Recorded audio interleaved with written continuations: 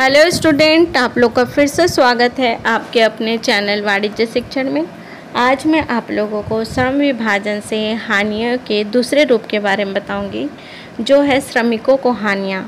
इसमें भी 3 रूप बताए गए थे: उत्पादकों को हानियाँ, श्रमिकों को हानियाँ और राष्ट्र को हानियाँ। पिछले वीडियो में हम लोगों ने उत्पादकों को हानियों के बारे में पढ़ा था। अब हम उसके दूसरे श्रमिकों को हानियों के बारे में पढ़ेंगे। शुरू करने से पहले हमेशा की तरह यही कहना चाहूँगी, जो वीडियो को नए देख रहे हैं वह वीडियो को लाइक और चैनल को सब्सक्राइब करना ना भूलें, ताकि वाणिज्य से संबंधित जानकारियाँ आप लोगों तक कंटिन्यू पहुँचती रहें। तो शुरू करते हैं श्रमिकों की हानियाँ। सबसे पहले है नीरस जीवन। श्रमिक प्रतिदिन बार बार एक ही कार्य करने से ऊब जाता है और नीरसता का अनुभव करने लगता है, जिससे उसकी कार्य क्षमता में भी कमी आ जाती है। कभी कभी श्रम का विभाजन में हानियों का भी सामना करना पड़ता है, जैसे कि श्रमिकों के हानियों में देख रहे हैं नीरस जीवन। एक ही काम को प्रतिदिन एक ही तरीके से रोज रोज करके वे उस काम से ऊब जाते हैं तथा नीरसता का अनुभव करने लगते हैं, जिससे कि कार्य में श्रम विभाजन से हानि का सामना करना पड़ता है। दूसरा है गर्व तथा संतोष का अभाव। श्रम विभाजन के अंतर्गत श्रमिकों का कोई उत्तरदायित्व नहीं रहता है, क्योंकि एक वस्तु के उत्पादन में छोटा सा हिस्सा ही पूरा करता है। अतः वह वस्तु निर्माण में संतोष तथा गर्व का अनुभव नहीं कर सकता। वह श्रम विभाजन के कारण जो श्रमिक वर्ग हैं उन्हें उस कार्य के लिए कोई उत्तरदायित्व नहीं ठहराता है, क्योंकि वे उस उत्पादन में एक छोटे से हिस्से का कार्य को ही पूरा करते हैं, उन्हें अपने कार्य को लेकर गर्व और संतोष का अभाव महसूस होता है, क्योंकि किसी प्रकार की उन्हें उस कार्य के लिए महत्व नहीं दिया जाता है, क्योंकि वह एक छोटा सा कार्य करता है, ऐसा सोच करके उत्पादक में उसके कार्य को लेकर के कोई गर्व तथा संतोष का अभाव उन्हें महसूस होने लगता है। तीसरा है उत्तरदायित्व की भावना में कमी। यदि उत्पादित वस्तु में किसी भी प्रकार का दोष हो तो श्रमिक एक दूसरे पर दोषारोपण करके उत्तरदायित्व से बचने का प्रयास करते हैं।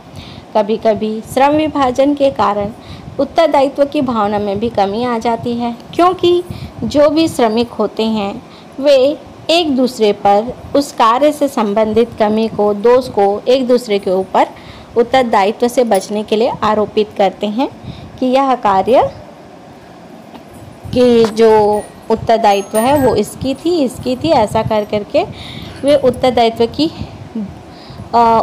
की भावना में भी इस प्रकार से कार्य करने से श्रमिकों के ऊपर उत्तरदायित्व की भावना की कमी आ जाती है।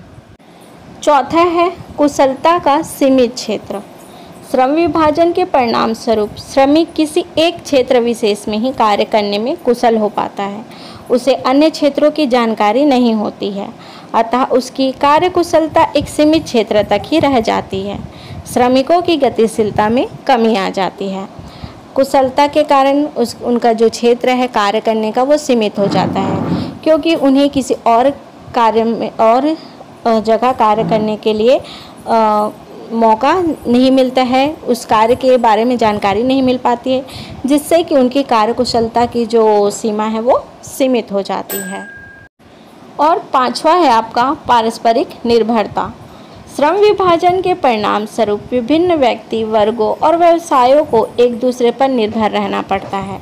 उत्पादन की एक इकाई का कार्य बंद होने से पूरा उत्पादन प्रभावित होता है और बेरोजगारी फैलती है, स्वतंत्रता सीमित हो जाती है और संपन्न वर्ग निर्धन वर्ग का शोषण करने लगता है।